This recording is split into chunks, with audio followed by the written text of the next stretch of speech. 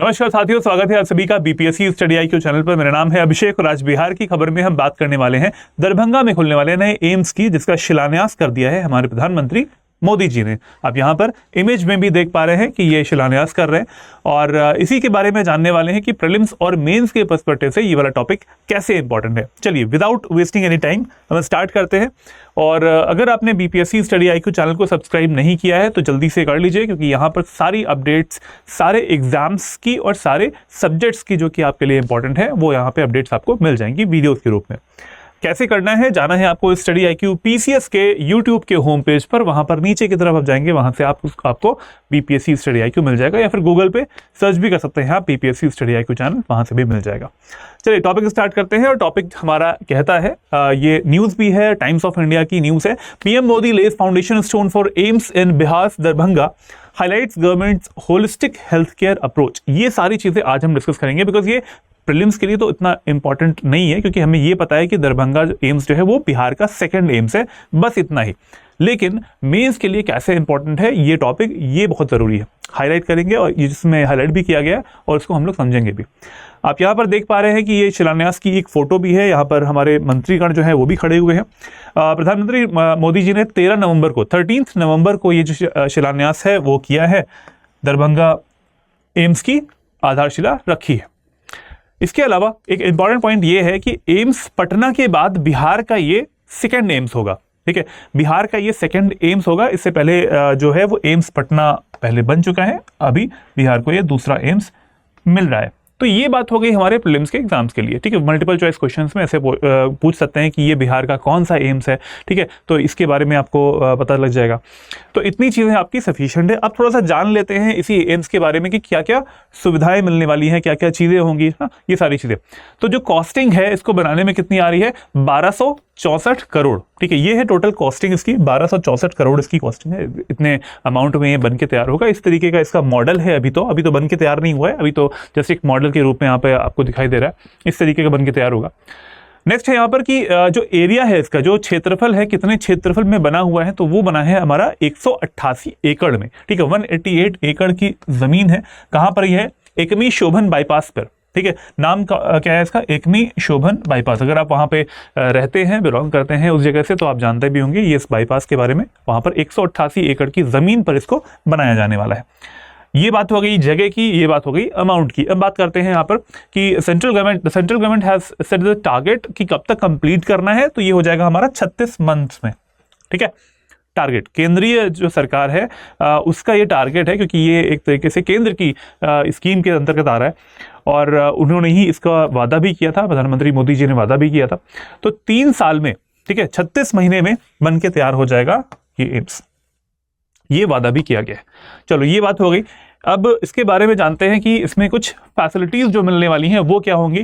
तो it will have the 750 bedded super speciality hospital. ठीक है, एक बहुत ही अच्छा एक सुपर स्पेशलिटी हॉस्पिटल होने वाला है यहाँ पर।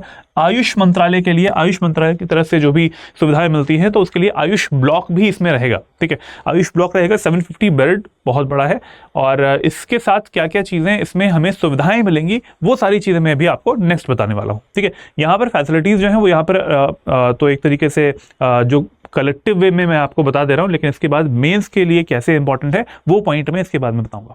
नेक्स्ट है यहाँ पर मेडिकल कॉलेज विद 125 सीट्स। देखो हमेशा आपने देखा होगा कि एम्स है तो वहाँ पर एम्स मेडिकल कॉलेज भी होता है, मतलब वहाँ पे नए जो बच्चे हैं वो एडमिशन भी लेते हैं और मेडिकल की पढ़ाई भी करते हैं। तो 125 सीट्स का 125 सीटों वाला एक मेडिकल कॉलेज भी यहाँ पे रहेगा।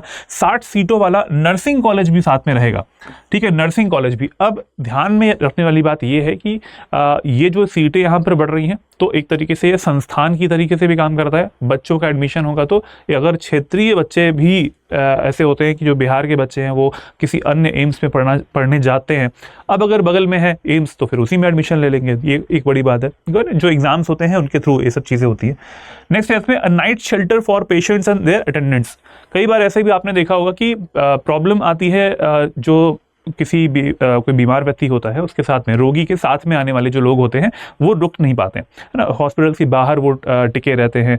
आपने देखा होगा कि कई सारी फोटोज़ आती हैं, इमेजेस आती हैं कि दिल्ली के एम्स के बाहर बहुत भीड़ लगी रहती है, लोग सड़कों पर रुके रहते हैं। तो ये व्यवस्था जो है यहाँ पर बेटर करी गई है। क्या किया गया यहाँ पर, मरीजों और उनके परिवार जो जनक होते हैं उनके लिए एक रात्रि आश्रय के रूप में भी यहाँ पर नाइट स्टे भी यहाँ पर प्रोवाइड किया जाएगा। नेक्स्ट पॉइंट यहाँ पर residential facilities for doctors, students and staff also. ठीक है, वहाँ के जो डॉक्टर्स होते हैं वो भी एक बिल्डिंग बन के तैयार हो जाएगी, डॉक्टर्स के लिए, स्टूडेंट्स के लिए अलग हो जाएगा। और वहाँ पे जो स्टाफ वर्किंग रहता है, हर कोई डॉक्टर नहीं होता, ठीक है, तो जो स्टाफ वर्किंग है वहाँ पर उन सब के लिए भी यहाँ पर स्टे के लिए जगह होगी। तो ये सारी फैसिलिटीज़ यहाँ पर प्रोवाइड होने वाली हैं। अब चलिए बात कर लेते हैं कि इसके फ्यूचर एस्पेक्ट्स क्या होंगे, आसपास के क्षेत्रों में कैसे ये प्रभावित करने वाला है। तो ये देख लेते हैं क्या है। एक तरीके से ये टर्शरी हेल्थ केयर सिस्टम जो है वो बहुत ही ज़्यादा बड़ी मात्रा में सुदृढ़ करने वाला है, टर्शरी हेल्थ केयर सिस्टम। ठीक है, तृतीयक स्वास्थ्य देखभाल जो है वो बुनियादी ढांचे और सेवाओं को मजबूत करने वाला है ये। बहुत सारी गवर्नमेंट स्कीम्स भी हैं जिनका लाभ ले पाएंगे बिहार के भी लोग हैं और बिहार के अलावा आसपास के भी लोग होंगे। देखिए बिहार के लोग कौन कौन से हो जाएंगे, देखिए ये वाला पॉइंट मैंने लिखा है। साथ साथ मिथिला वाला जो क्षेत्र हो गया, ठीक है, मिथिला है, कोसी, तिरहुत जो जगह है, वो पूरा जो एरिया बनता है वहाँ के लोग तो आ ही पाएंगे क्योंकि ये वहीं पे बन रहा है। लेकिन इसके अलावा अदर स्टेट से, बिहार के अलावा अदर स्टेट्स कौन कौन से हैं, यूपी से भी आ सकते हैं। ठीक है, यूपी जो ईस्ट यूपी है वहाँ से भी आ सकते हैं, गोरखपुर में बना हुआ है एम्स, ठीक है, तो वहाँ से भी आ सकते हैं अगर वहाँ पर नहीं जा पा रहे हैं तो। ठीक है, इसके अलावा अगर वेस्ट बंगाल से, पश्चिमी बंगाल से अगर आना है तो पेशेंट्स को, तो वहाँ से भी आ सकते हैं, ये भी एक बड़ा फैक्टर है। इसके अलावा एक और चीज़ है कि नेपाल से आने वाले जो लोग हैं, ठीक है, बिहार से जुड़ी हुई सीमा नेपाल की भी है, तो नेपाल से आने वाले जो रोगी होते हैं, जो पेशेंट्स होते हैं, वो भी यहाँ पे आ सकते हैं अपना इलाज कराने के लिए। तो ये बहुत बड़ा एक फैक्टर होगा। मिथिला, कोशी, तिरहुत क्षेत्र के जो मरीज हैं वो यहाँ पे आ सकते हैं और नेपाल के साथ साथ पश्चिमी बंगाल, हमारे प्रदेश जो है वहाँ से भी लोग आ सकते हैं। इसके साथ साथ और क्या फैसिलिटी है यहाँ पर, और है रोजगार के अवसर मिल जाएंगे यहाँ पे। फ्यूचर एस्पेक्ट्स की बात कर रहे हैं, बन के तैयार होगा वहाँ पर जो आसपास के जो क्षेत्र होते हैं वहाँ पे आपने देखा होगा एक हॉस्पिटल होता है, हॉस्पिटल के आसपास बहुत सारे मेडिकल स्टोर्स खुल जाते हैं। ठीक है, तो मेडिकल स्टोर्स खुल जाएंगे, बिजनेस बढ़ जाएगा, आसपास हो सकता है कि होटल्स बन जाएं, वहाँ पर स्टे के लिए हाउसेस बन जाएं।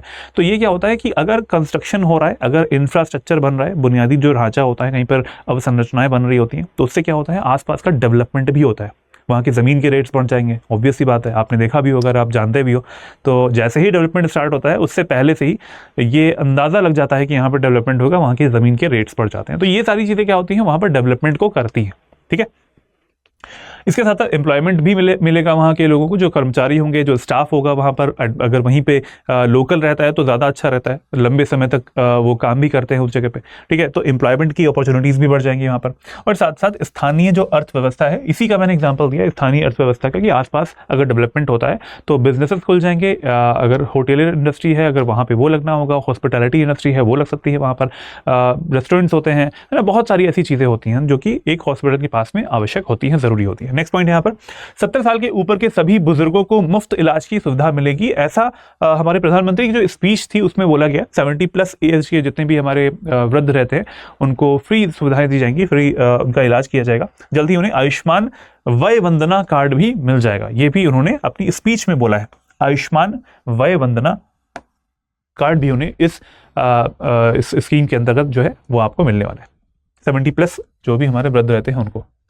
अब मेंस के लिए ये चीज़ें कैसे इंपॉर्टेंट है, ये सारे मैंने बुलेट पॉइंट्स लिख दिए हैं, इतने सफिशिएंट हैं for your understanding and for writing the mains answer. ठीक है, तो पहला पॉइंट क्या है यहाँ पर, एनहांस्ड मेडिकल सर्विसेज। डेफिनेटली अगर मैंने बताया आपको इससे पहले कि सुपर स्पेशलिटी हॉस्पिटल यहाँ पे खुलने वाला है, तो एनहांस्ड हो जाएंगी medical services, right. Medical services जितनी भी होगी, उन्नत चिकित्सा सुविधाएं होंगी। अगर हार्ट ट्रांसप्लांट करना है, अगर बहुत बड़ी बड़ी जो बीमारियां होती हैं ना, उनके लिए भी वहाँ पर उन्नत चिकित्सा सुविधाएं मिल पाएंगी। ठीक है, अगर ये इन चीज़ों के लिए पहले क्या होता था, बिहार से लोगों को जाना पड़ता था अन्य जगहों पर, दिल्ली एम्स की तरफ आना पड़ता था, या फिर वहीं पे आसपास जो बड़े हॉस्पिटल्स होते हैं वहाँ पर जाते थे। अगर नहीं जा पा रहे हैं तो प्राइवेट हॉस्पिटल्स की तरफ जाना पड़ता था। तो ये सारी चीज़ें जो हैं बहुत ही बेटर होने वाली हैं कुछ समय में, 36 महीने का समय दिया गया है बनने के लिए। नेक्स्ट पॉइंट है किफ़ायती स्वास्थ्य सेवा, क्योंकि ये गवर्नमेंट की तरफ से है तो यहाँ पर भी आपको बताया कि किफ़ायती स्वास्थ्य सेवा मिल पाती है। अगर आपकी फाइल्स बन जाती हैं, अगर आप वहाँ की पेशेंट प्रॉपर बन जाते हैं, तो फिर एक सुकून की स्थिति हो जाती है पैसे की दृष्टि से, क्योंकि पैसे बहुत लगते हैं प्राइवेट हॉस्पिटल्स में, लेकिन यहाँ पर आपको नहीं लगेंगे, किफ़ायती आपकी स्वास्थ्य सेवाएं हो पाएंगी। नेक्स्ट है यहाँ पर गुणवत्तापूर्ण शिक्षा एवं अनुसंधान, क्योंकि यहाँ पर एम्स में कई सारी जो सीट्स हैं, है ना, वो भी है, स्टूडेंट्स भी यहाँ पर रहेंगे, नर्सिंग की भी कॉलेज जो है वो भी इसमें हो जाएगा। तो क्वालिटी एजुकेशन एंड रिसर्च की फैसिलिटीज भी आपको यहाँ पर मिलने वाली है, बिहार में ही हो जाएगा। अभी तक कहाँ था? एम्स पटना, पूरे बिहार में सिर्फ एक ही एम्स था, पटना था, लेकिन अब क्या हो जाएगा? सेकंड नंबर पे हमारा यहाँ पे खुल गया। गुणवत्तापूर्ण शिक्षा एवं अनुसंधान हो गया। नेक्स्ट इज एम्प्लॉयमेंट, इसके बारे में मैंने बात करी। एम्प्लॉयमेंट जो है वो स्टाफ के लिए वो तो रहेगा ही रहेगा। अगर डॉक्टर्स होते हैं तो वहाँ पर बिहार के डॉक्टर्स जो है वो कहीं और जाते हैं, किसी अदर स्टेट में जाके अगर वो वहाँ पर अपनी सेवाएं प्रदान कर रहे हैं, बेटर रहेगा कि वो हमारे बिहार के में ही आके वो अपनी सेवाएं प्रदान करें, एम्स में आके। तो ये जॉब क्रिएशन भी होगा। साथ साथ इसके अलावा बहुत सारी चीज़ें होती हैं। प्राइवेट जो प्लेयर्स होते हैं वो भी आसपास के एरिया में आ जाते हैं, हॉस्पिटल के आसपास में। तो ये क्या होता है? टोटल इकोनॉमिक डेवलपमेंट होता है उस क्षेत्र का। नेक्स्ट है boost in local economy, again the same thing, स्थानीय अर्थव्यवस्था में बढ़ावा मिलता है। इसके बारे में मैंने बात कर ली आपसे। Let's need to travel for treatment. कई बार ऐसा होता है कि जैसे वर्षा के दिन आते हैं, बारिश के दिन आते हैं, तो उस टाइम पे क्या बहुत सारी बीमारियां फैलती हैं, ठीक है। तो उसमें क्या होगा कि इतने सारे बेड्स अगर अवेलेबल हैं उस जगह पे, तो पेशेंट्स जो है वो कहीं दूर नहीं उन्हें जाना पड़ेगा। और वैसे भी अगर देखा जाए तो आर्थिक स्थिति देखा जाए बहुत ही कम ऐसे परिवार होंगे, बहुत ही कम ऐसे लोग होंगे बिहार में जिनकी आर्थिक स्थिति ऐसी होगी कि वो अफोर्ड कर पाएँ एक अच्छा खासा ट्रीटमेंट जो होता है, और या फिर वो ट्रैवल कर पाएँ दूर तक, बड़े हॉस्पिटल्स तक। तो इससे अच्छी और सुविधा नहीं हो सकती है, क्योंकि बिहार में ही खुलने वाला है एम्स। तो यहाँ पर क्या हो जाएगा? लेस नीड टू ट्रैवल, उन्हें दूर जाना नहीं पड़ेगा आसपास के क्षेत्रों में। जैसे किसी अगर हम नॉर्थ ईस्टर्न बिहार की तरफ से आ रहे हैं तो वहाँ के लोग होंगे, वो आसानी से वहाँ पर अपना इलाज जो है वो करवा सकते हैं। अभी तक क्या था? सिर्फ एम्स पटना था अवेलेबल। नेक्स्ट है यहाँ पे हेल्थ अवेयरनेस प्रोग्राम्स। अब कई बार आपने देखा होगा कि अवेयरनेस प्रोग्राम्स भी ज़रूरी होते हैं। बर्डन बहुत था इस टाइम तक एम्स पटना पर, क्योंकि ये सारी चीज़ें अभी तक सिर्फ वहीं पे मिल रही थी इन बिहार स्टेट। अभी क्या हो जाएगा? दैट विल बी डिस्ट्रीब्यूटेड हो जाएगा, और डिस्ट्रीब्यूटेड होने से एक तरीके से वेटेज जो होता है वो कम हो जाएगा। जो भार होता है इस चीज़ का, काम करने का, पॉलिसीज़ का, ये सारी चीज़ों का, वो सब कम हो जाएगा। प्रोग्राम्स जो लॉन्च होते हैं उनका कम हो जाएगा। एम्स पटना पे अब डिस्ट्रीब्यूट हो जाएगा दोनों पे। नेक्स्ट है मेडिकल टूरिज्म। इसके बारे में मैंने बात करी। टूरिज्म का मतलब है अदर स्टेट से और अन्य कंट्रीज से आने वाले जो भी हमारे पेशेंट्स होते हैं, जैसे नेपाल की बात करी हमने, नेपाल हो गया, भूटान हो गया, वहाँ से अगर आना है तो वो यहाँ पे आ सकते हैं अपने इलाज के लिए, ठीक है। इसको हम लोग बोलते हैं मेडिकल टूरिज्म। हब की तरीके से बन सकता है। अभी कहाँ है? सिर्फ ये एम्स पटना में ही अभी हमें देखने को मिलता है। तो ये सारे हमारे मेल्स के लिए इंपॉर्टेंट पॉइंट्स हैं। अगर कहीं पर भी डेवलपमेंट होता है अवसंरचना की दृष्टि से, या फिर हम कह सकते हैं इंफ्रास्ट्रक्चर की पर्सपेक्टिव से, तो ये पॉइंट्स आप यहाँ पर मेंशन कर सकते हो मेडिकल फील्ड में, अगर ऐसा कोई एम्स है वो बन रहा है तो, ठीक है। चलो, ऐसे क्वेश्चंस आ सकते हैं। तो हेल्थ केयर के बारे में हमने पूरी बात करी। अब जरा इस क्वेश्चन का आंसर आप सभी लोगों को देना है। करंट अफेयर्स का क्वेश्चन है ये वाला, इससे लिंक्ड क्वेश्चन नहीं है। जरा बताइए, रिसेंट की न्यूज़ है ये वाली, इससे ही जुड़ा हुआ है। निम्नलिखित में से कौन सी ऐसी भारत की शास्त्रीय भाषाओं की श्रेणी में नहीं आती है? इन भाषाओं में ऐसी कौन सी भाषा है जो कि क्लासिकल लैंग्वेजेस के जो श्रेणी होती है, जो सीरीज होती है, उसमें नहीं आती है? असमीज, बंगाली, उड़िया या फिर मैथिली? आपको देना है आंसर कमेंट बॉक्स में। A, B, C या D ऑप्शन में आपको आंसर देना होगा। इस वीडियो का जो PDF है आपको मिल जाएगा मेरे टेलीग्राम चैनल पर, learn and grow with Abhishek. ये मेरा टेलीग्राम चैनल है, यहाँ से आप इसको डाउनलोड कर सकते हैं। ये टेलीग्राम चैनल है, इसको सर्च करेंगे टेलीग्राम पे मिल जाएगा। अगर नहीं सर्च हो पा रहा है तो आप इस QR कोड को भी स्कैन कर सकते हैं। स्कैन करने के बाद में इस टेलीग्राम चैनल में आप ज्वाइन हो सकते हैं। इसके अलावा है discussion group, discuss and grow with Abhishek. ये भी मेरा डिस्कशन ग्रुप ही है। इसमें बहुत सारे लोग जुड़े हुए हैं जिनसे आप डिस्कस भी कर सकते हैं अपने जो इंपॉर्टेंट टॉपिक्स होते हैं, आपको नहीं समझ में आ रहा है तो वो सारी चीज़ें। इसके अलावा ईमेल आईडी है abhishek.singh@studyIQ.com। यहाँ पे आप मुझे मेल कर सकते हैं। कोई समस्या है, कोई चीज़ पूछनी है, कुछ पढ़ाई में दिक्कत आ रही है, सभी चीज़ के लिए मैं अवेलेबल हूँ। इसके अलावा अगर आप बिल्कुल बेस लेवल से, बिल्कुल स्टार्टिंग से तैयारी करना चाहते हैं स्टेट पीसीएस एग्जामिनेशंस की, बेसिकली बिहार की, तो हमारा फाउंडेशन बैच जो है वो आ चुका है। फाउंडेशन संकल्प बैच 9 में आप एडमिशन ले सकते हैं।